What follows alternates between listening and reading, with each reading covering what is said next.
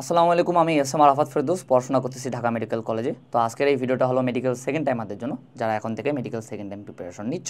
So তারা এখন থেকে কী করবে কী করবে না সেটা নিয়ে হলো আজকের আলোচনা। সো চলো শুরু করি। সো প্রথম পয়েন্ট হলো, তুমি যদি আমার নিজের ভাই অথবা নিজের বোন হইতা, যে মেডিকেলে ফার্স্ট টাইম এক্সাম দিছে, চান্স হয়নি, সে এখন মেডিকেল সেকেন্ড টাইম প্রিপারেশন নিচ্ছে, তাহলে আমি তাকে যে করেই হোক ভালোভাবে প্রিপারেশন নিয়ে অন্যান্য যতগুলো ভার্সিটির এক্সাম আছে সবগুলোতে আমি তাকে বসাইতাম, জোর করে হলেও বসাইতাম। এখন কেন বসাইতাম? আমরা চলো দুইটা সিনারিও চিন্তা করি। প্রথম যে সিনারিও, যে তোমার যে কোনো একটা ভার্সিটিতে চান্স হয়ে গেছে, এখন এটার পসিবিলিটি বেশি, কারণ তুমি যদি একটু ভালোভাবে প্রিপারেশন নাও আর সিট সংখ্যা যেহেতু বেশি, যে কোনো একটা ভার্সিটিতে যে কোনো একটা সাবজেক্টে তোমার চান্স হয়ে যাবে ইনশাল্লাহ। সো চান্স যদি হয়ে যায়, তাহলে এখানে কী হবে? প্রথম কথা হলো, তুমি একটা মোরাল বুস্ট আপ পাবা, আর একটা মনের মধ্যে একটা কনফিডেন্স আসবে যে আমি একটা জায়গায় চান্স পাইছি বা আমি একটা জায়গায় ভর্তি আছি। অ্যান্ড এটা তোমাকে ইন ফিউচারে অনুপ্রেরণা দিবে, অর্থাৎ সেকেন্ড টাইম প্রিপারেশন নেওয়ার টাইমে তোমাকে অনুপ্রেরণা দিবে যে আমি যেহেতু চান্স পাইছি, সো আমাকে আরও ভালোভাবে পড়তে হবে অ্যান্ড আমাকে সেকেন্ড টাইম মেডিকেলে ক্র্যাক করতে হবে, অর্থাৎ একটা কনফিডেন্স পাবা। সেকেন্ড কারণ হলো, তোমাকে এখন যে সকল মানুষ কথা শোনাচ্ছে বা যে সকল মুখ তোমাকে কাটতেছে কথা দিয়ে, এইসব মুখ অনেকাংশই বন্ধ হয়ে যাবে। কারণ কি? কারণ তোমার একটা জায়গায় চান্স হয়ে গেছে। 3 নাম্বার কারণ হলো, তুমি যখন সেকেন্ড টাইম মেডিকেলে বসবা, তখন তুমি পরীক্ষার হলে একটা কনফিডেন্স পাবা। কনফিডেন্সটা কি? যে আমার একটা জায়গায় চান্স পাওয়া আছে অ্যান্ড আমি একটা জায়গায় ভর্তি আছি, আমার যদি মেডিকেলে চান্স নাও হয় তাও সমস্যা নেই, আমি ওখানে চলে যাব। এই কনফিডেন্সটাই দরকার, অ্যান্ড এই কনফিডেন্সটাই কিন্তু তোমাকে মেডিকেল সেকেন্ড টাইমে চান্স পাওয়ার জন্য অনেক বেশি কাজে দিবে। সেকেন্ড একটা সিনারিও চিন্তা করি, যে তোমার যদি চান্স না হয়, যদিও চান্স না হয় তাও এটা দরকার আছে। কারণ কি? তোমার ম্যাচুরিটি দরকার, আর পরীক্ষার হলে নার্ভ ধরে রাখার অ্যাবিলিটি যেটা আছে এটা বাড়ানো দরকার। সো যত বেশি তুমি অ্যাডমিশন টেস্টে বসবা, তত বেশি কিন্তু তোমার পরীক্ষার হলে নার্ভ ধরে রাখার ক্ষমতা বাড়বে, অর্থাৎ তুমি হুটহাট প্যানিক করবা না। যত বেশি অ্যাডমিশন টেস্টে বসবা, ততই এটা হলো বাড়বে। পাশাপাশি তুমি একটা কন্টিনিউয়াস ফ্লোয়ের মধ্যে থাকবা, পড়াশোনার ফ্লো। দেখো, এখন থেকে মেডিকেল ভর্তি পরীক্ষা কয় মাস পর বলো তো? 8 থেকে 9 মাস, কম করে হইলেও ধরলে 8 মাস পরে আমার মেডিকেল অ্যাডমিশন টেস্ট। সো এই 8 মাস সময়ে আমরা দেখবা যে 5 মাস সময় হলো হেলাফেলা করে শেষ করে দিব, অ্যান্ড 3 মাস হলো আমরা পড়াশোনা করি। যখন হলো এই যে এইচএসসি 25 ব্যাচ যখন ঢুকবে, অর্থাৎ মেডিকেল ফার্স্ট টাইম ব্যাচ যখন এইচএসসির পরে অ্যাডমিশন টেস্টে ঢুকবে, তখন হলো আমরা মেইনলি পড়াশোনা শুরু করি, যারা সেকেন্ড টাইমার আসো। সো এই ক্ষেত্রে আমাদের 5 মাস একদম টোটালি ওয়েস্ট হয়ে যায়। সো যখন প্রিপারেশন নিয়ে অন্যান্য ভার্সিটিতে এক্সাম দিবা, তখন কিন্তু একটা কন্টিনিউয়াস ফ্লোয়ের মধ্যে থাকবা পড়াশোনার মধ্যে, যে না, আমাকে প্রিপারেশন নিয়ে এক্সামটা দিতে হবে। এখন কি এক্সাম বাকি আছে? এগ্রি বাকি আছে, জিএসটি বাকি আছে, হাজী দানেশ বাকি আছে, কুমিল্লা বিশ্ববিদ্যালয় বাকি আছে। সো তুমি যদি আমার কাছে পার্সোনালি সাজেশন চাও যে ভাইয়া কোনটাকে মেইন টার্গেট রাখবো, আমি বলবো যে এগ্রি এক্সাম, অর্থাৎ কৃষিগুচ্ছ যে এক্সামটা আছে, এটাকে মেইন টার্গেট রাখা। কেন এটাকে মেইন টার্গেট রাখা? কথা হলো, তুমি যদি এগ্রিকে মেইন টার্গেট রাখো, তাহলে হবে কি, যে তোমার চান্স পাওয়ার পসিবিলিটি একটু বেশি। কারণ এগ্রিতে আমাদের থিওরিটিক্যাল প্রশ্ন কিন্তু একটু বেশি দেয়। তুমি যে কোনো কোয়েশ্চেন ব্যাংক খুলে দেখো, দেখবা যে থিওরিটিক্যাল এবং ইনফরমেটিভ প্রশ্ন বেশি দেয়, ম্যাথ দেয় বাট তুলনামূলক কম। সো তোমার চান্স পাওয়ার পসিবিলিটি বেশি যারা মেডিকেল সেকেন্ড টাইম প্রিপারেশন নিচ্ছ। সো আমরা যাতে একটা কন্টিনিউয়াস পড়ার ফ্লোয়ের মধ্যে থাকি, পাশাপাশি এই যে পরীক্ষার হলে নার্ভ ধরে রাখার যে ক্ষমতাটা আছে, এটা যেন বাড়াইতে পারি, এই জন্য অন্যান্য যতগুলো অ্যাডমিশন টেস্ট আছে এগুলাতে আমরা বসবো। অ্যান্ড এগুলোর প্রিপারেশন কি, এগুলা তুমি চাইলে আমার ভাইয়ের সেপারেট ভিডিও আছে প্রতিটা নিয়ে, এগুলো দেখলে অ্যান্ড এরপর এগুলো যদি অ্যাপ্লাই করে পড়াশোনা করো, ইনশাল্লাহ যে কোনো একটা ভার্সিটিতে তোমার চান্স হয়ে যাবে। অ্যান্ড এটা কিন্তু দরকার আছে। এখন ধরো যে তুমি আমার এই কথাটা শুনলা বা শুনলা না, এখন থেকে কী পড়বো, কীভাবে পড়বো মেডিকেলের জন্য, এটা নিয়ে এখন আলোচনা শুরু করি। সো আমি প্রথম যে পয়েন্টটা বলবো সেটা হলো, যে নিজের যে উইক পয়েন্টটা ছিল ফার্স্ট টাইমে, সেটাকে স্ট্রং পয়েন্ট বানানো। তোমার উইক পয়েন্ট কী ছিল জানো? সেটা তুমি না জানলো আমি জানি, সেটা হলো জিকেই, অর্থাৎ ইংলিশ এবং জিকে। অ্যান্ড এটা বলতে গেলে যে কোনো ফার্স্ট টাইমারেরই উইক পয়েন্ট। কারণটা কি? সে 2.5 বছর হলো ফিজিক্স পড়ছে, কেমিস্ট্রি পড়ছে, বায়োলজি পড়ছে, কিন্তু এই যে ইংলিশ এবং জিকে সে 2.5 বছর বইটাও খুলে দেখে নাই। সে কখন খুলে দেখে? যখন হলো অ্যাডমিশন টেস্ট আসে, তখনই সে মেনলি এই ইংলিশ এবং জিকে প্রিপারেশন নেওয়া শুরু করে, অ্যান্ড আলটিমেটলি সেটা তার একটা উইক পয়েন্ট হয়ে থাকে। সো আমরা যেহেতু এখন মেডিকেল সেকেন্ড টাইমার, আমাদের ফার্স্ট টাইমারদের থেকে আগায় থাকতে হবে, এই জন্য আমাদেরকে এই যে উইক পয়েন্ট আছে এটাকে স্ট্রং পয়েন্ট বানাবো। এখন এই উইক পয়েন্টটাকে কীভাবে স্ট্রং পয়েন্ট বানাবো? খুবই সিম্পল ভাইয়া, কোনো এখানে মানে কি বলে রকেট সায়েন্স নাই, বেশি 2 ঘন্টা করে প্রতিদিন আমরা হলো ইংলিশ জিকে পড়বো, প্রতিদিন 2 ঘন্টা করে, বেশি না। এখন তুমি যদি 2 ঘন্টা করে প্রতিদিন ইংলিশ জিকে পড়ো, তাহলে তুমি একবার 8 মাসের কত ঘন্টা পড়বা তুমি একবার হিসাব করো তো। তুমি যদি 8 মাস প্রতিদিন 2 ঘন্টা করে ইংলিশ জিকে পড়ো, তাহলে তোমাকে কেউ ইংলিশ জিকেতে আটকাতে পারবে? কখনোই না। আর জিকের ক্ষেত্রে একটা সাজেশন হলো, দেখো জিকের বেশিরভাগ প্রশ্নই কিন্তু আমাদের বিগত বছরের প্রশ্নই তুলে দেয় স্যাররা, বেশিরভাগ, সবগুলো না, বাট তুমি যদি ওগুলাই পারো তাহলে কিন্তু তোমার অনেকগুলো মার্ক ক্যারি হয়ে যাচ্ছে। ফার্স্ট টাইমারে ওগুলোও ভুল করে আসে। সো জিকের ক্ষেত্রে যেগুলো বিগত বছরের প্রশ্ন আছে সবগুলো সলভ করার ট্রাই করবা, অ্যান্ড ভালোভাবে মুখস্থ করার ট্রাই করবা।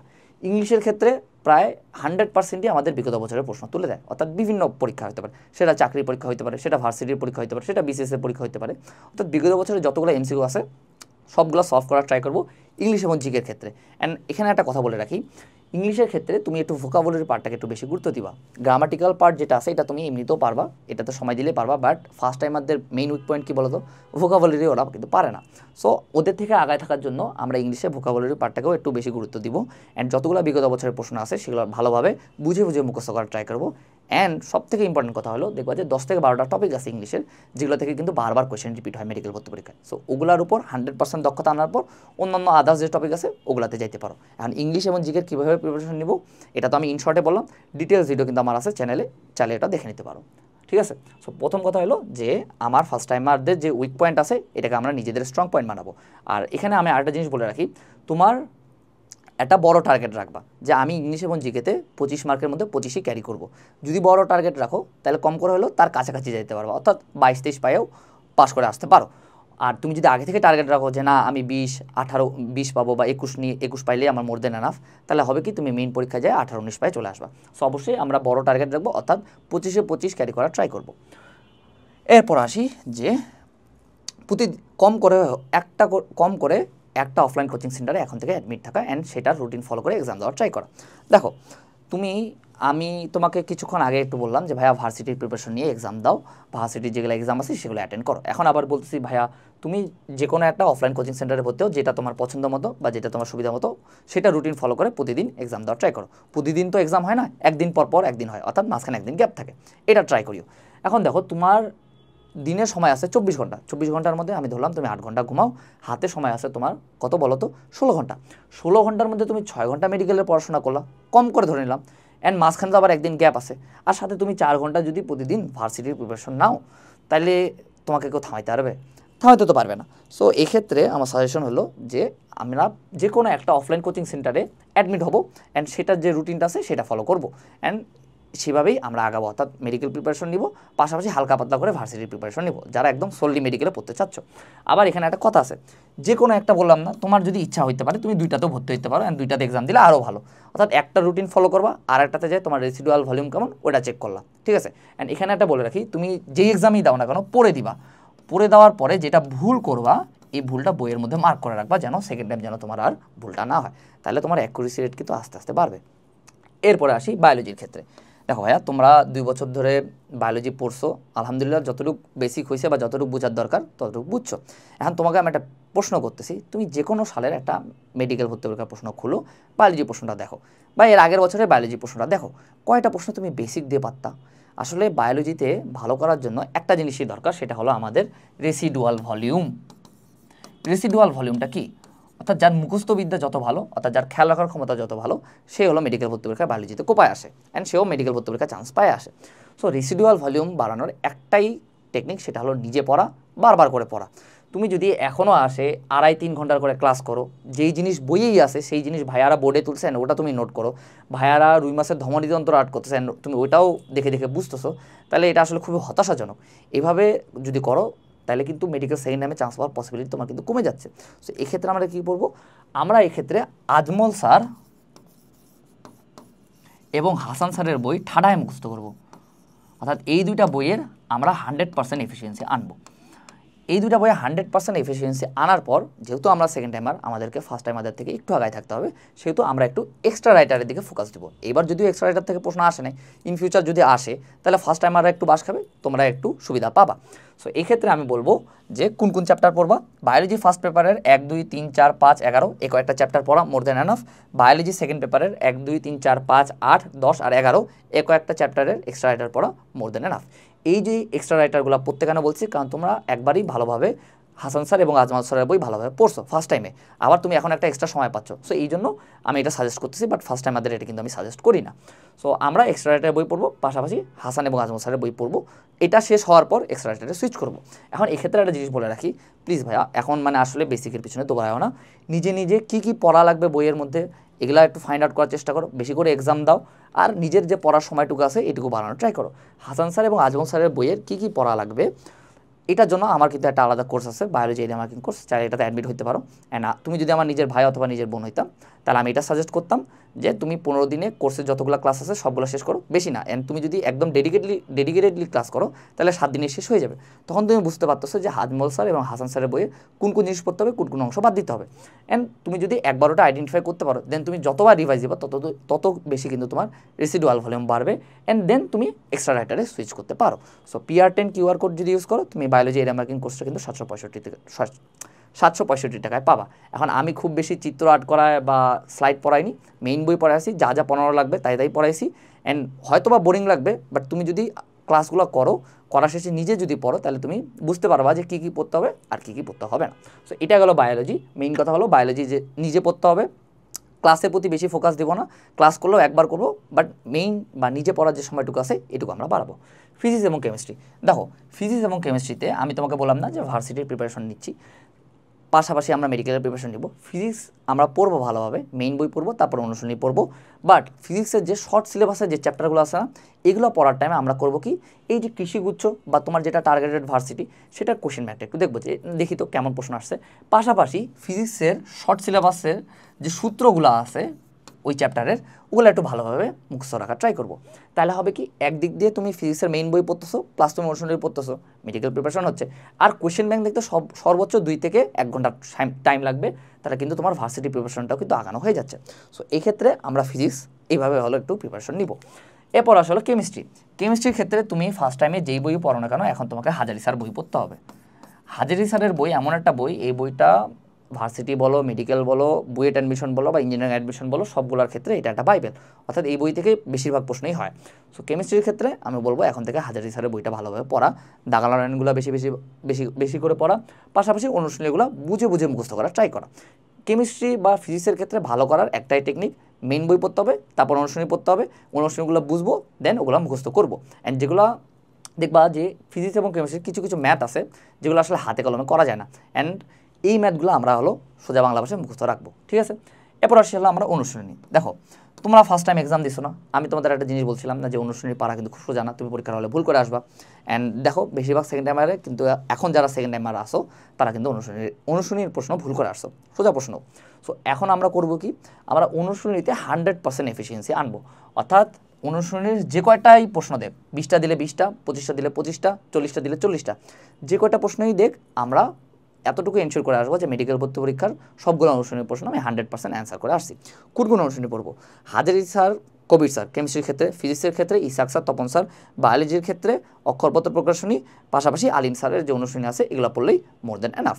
অ্যান্ড তুমি যদি এতটুকু এনশিওর করতে পারো যে অনুশীলনীর যে কয়টা প্রশ্ন আসছে মেডিকেল ভর্তি পরীক্ষা সবগুলো আমি অ্যান্সার করে আসতে পারছি, তাহলে কিন্তু তোমার চান্স পাওয়ার পসিবিলিটি অনেক অনেক বাড়ে যাবে। পাশাপাশি অনুশীলনীতে ভালো করার 2টা টেকনিক আছে, এক হলো মেইন বই ভালোভাবে রিডিং দেওয়া, ভালোভাবে থিওরিগুলো বোঝা, নিজে নিজে পড়ে বোঝা। সেকেন্ড হলো একদিন একবারে বসবা যে আজকে আমি ইসাক স্যারের ফার্স্ট পেপারের যতগুলো অনুশীলনী আছে, যতগুলো অনুশীলনী MCQ আছে সবগুলো একবারে শেষ করব, যেগুলো আমি পারতেছি না সেগুলো আমি দাগায় রাখবো। এইভাবে একদিনে যখন বসবা তখন কিন্তু তোমার একসাথে পড়া মনে রাখার যে অ্যাবিলিটিটা আছে এটা কিন্তু পারবে। সো আমরা করবো কি, ফার্স্ট পেপার একদিন ধরে বসবো, অর্থাৎ একবার চ্যাপ্টার ওয়াইজ শেষ করব, দেন একদিনে একবার ফার্স্ট পেপার শেষ করব, একবার সেকেন্ড পেপারে চ্যাপ্টার ওয়াইজ শেষ করব, দেন সবগুলা নিয়ে আমরা সেকেন্ড পেপারের যতগুলো MCQ আছে সবগুলো নিয়ে বসবো। এইভাবে তোমরা অনুশীলনীর যে MCQগুলো আছে এগুলো ভালোভাবে আয়ত্তে আনতে পারবা। পাশাপাশি অনুশীলনীর MCQ কীভাবে পড়তে হয় সেটা নিয়েও আমার একটা সেপারেট ভিডিও আছে, অ্যান্ড কাইন্ডলি ওই ভিডিওটা একটু দেখে আসো, তাহলে তোমাদের কাজে দিবে। 8 নম্বর পয়েন্ট যেটা আছে সেটা হলো মানুষের কটু কথা। দেখো মানুষ এখন তোমাকে একটু খারাপ কথা শোনাবেই বা একটু গালি দিবেই বা এমন এমন কথা বলবে যেটার কারণে কলিজা ছিঁড়ে যাবে। এখন এটা আমি না বুঝি, আমার ভাই আনাস ফেরদৌস এমন একজন স্টুডেন্ট ছিল, সে class 4 to 10 undefeated first boy ছিল, কলেজে যাওয়া ফার্স্ট বয়, অ্যান্ড সে বিভিন্ন অলিম্পিয়াডে ফার্স্ট হইতো। বাট আমি সেক্ষেত্রে বেশ দুর্বল স্টুডেন্ট ছিলাম, আমার জেলা স্কুলের রোল ছিল 4 আর 5, সবসময় আমি টানে টুনে প্লেস থাকতাম, অর্থাৎ নবম এবং দশম প্লেস মর্নিং শিফটের, সেটা আমার জন্য বরাদ্দ ছিল। বাট যেহেতু আনাস ফেরদৌস এত ভালো স্টুডেন্ট, বাট তাও আমি যেহেতু তার থেকে দুর্বল, এই জন্য আমাকে অনেকে অনেক কথা শোনাইতো, আর আমি এটা জানি কথা শুনলে খুব খারাপ লাগে। আমি তোমাদেরকে একটা ছোট্ট একটা উদাহরণ দিই। একজন টিচার আছে, তিনি হলো আমার ভাইয়েরও টিচার প্লাস আমারও টিচার, ক্লাস 8-এ থাকতে আমি ওনার কাছে পড়তাম, 5 জনে মিলে ব্যাচ করে। সো পড়ানোর এক টাইমে ওই টিচার একটা কথা বলে উঠলো যে আগে তো আনাস ছিল স্কুলে, তখন ওর বাবা মা আসতো আনাসকে নিতে, এখন আরাফাতের রেজাল্টও তো ভালো না, এই জন্য লজ্জায় ওর বাবা মা কিন্তু ওকে আর নিতে আসে না। আমি একদম থান্ডার হয়ে গেলাম, একদম চুপ, একদম শান্ত হয়ে গেলাম, হাত পা ঠান্ডা হয়ে গেলো, যে এটা কী বললো স্যার, মানে খুব খারাপ লাগলো নিজের মধ্যে। সো তখন আমার একটা বন্ধু ছিল, সে হলো লিনাদ, ও এখন কুয়েটে আছে। ও বলে উঠলো যে স্যার কই স্যার, ও তো ভালো স্টুডেন্ট স্যার, ওর রোল 4 এখন, আবার ও হাফ ইয়ারলিতে সেকেন্ড হয়েছে, ও এখন হলো শহরে থাকে দেখে ওর বাবা মা নিতে আসে না। বাট আমি পুরা টাইমটাতে একদম চুপ হয়ে গেছিলাম, আমি একটা কথা বলতে পারিনি। কিন্তু আমি তো জানি আমি নিজে নিজে পড়তেছি, চেষ্টা করতেছি, হয়তো আমি ফার্স্ট হইতে পারতেছি না, ভাইয়ের মতন হইতে পারতেছি না, বাট আমার রোল 4-5, আর আমার বাবা মা আমাকে নিয়ে প্রাউড, আমি তো চেষ্টা করতেছি। সো ও কারণে আমার খুব খারাপ লাগছিলো, বাসায় এসে অনেক কান্নাকাটিও করছিলাম। বাট আলটিমেটলি আমি দেখো একটা ভালো রেজাল্ট করতে পারছি, কারণ কি আমি হলো রাগটাকে পুষছিলাম। রাগটা পুষবা বলতে ওই মানুষের ক্ষতি করবা তা না, এই রাগটা পুষে পড়াশোনার মধ্যে লাগাবা। অর্থাৎ এই যে মানুষগুলো তোমাকে কথা শোনাচ্ছে, চুপচাপ শুনে থাকবা, কান্না করার ইচ্ছা হলে কানবা, বাট এই রাগটা পুষে পড়াশোনার মধ্যে লাগাও, দেখবা যে পড়াশোনার যে টাইমটা আছে অ্যান্ড পড়াশোনার যে এফিসিয়েন্সিটা আছে এটা কিন্তু বাড়ে যাবে। এরকম আরও অনেক অনেক কাহিনী ঘটছে আমার জীবনের মধ্যে, কারণ আমার রোল সবসময় 4 আর 5 ছিল, আমি খুব বেশি ভালো স্টুডেন্ট ছিলাম না। আর জিরা স্কুলে 4 আর 5 রোল কিন্তু খুব একটা খারাপ না হলেও আমার ভাইয়ের রেজাল্টের তুলনায় এটা অনেক খারাপ ছিল। সো এরকম অনেক কথাই শুনছি, চুপ হয়ে গেছি, এগুলা রাগ পুষছি, পরে আমি এই পুষা রাগটা আমি পড়াশোনায় লাগাইছি দেখে আলটিমেটলি কিন্তু আমার ডিএমসি হয়েছে। সো এক্ষেত্রে সাজেশন হলো যে আমি যেগুলো বললাম, দেখো ফিজিক্স এবং কেমিস্ট্রি বা বায়োলজি এগুলোর ক্ষেত্রে আসলে কোনো রকেট সায়েন্স নাই, এগুলো তোমাকে ইন জেনারেলি পড়তে হবে, অর্থাৎ নিজে পড়তে হবে, নিজে পড়ার সময় টাইম যেটা আছে এটা বাড়াও, বেশি বেশি করে এক্সাম দাও, ঠিক আছে? সো ঠিক আছে, আর তোমরা চাইলে হালকেনস্টাইন ফ্যামিলি গ্রুপটাতে অ্যাড হয়ে নাও, অ্যান্ড ওখানে তুমি যদি কোনো প্রশ্ন করো পোস্টের মাধ্যমে, আমি ওটা অ্যান্সার দেওয়ার ট্রাই করবো। আসসালামু আলাইকুম।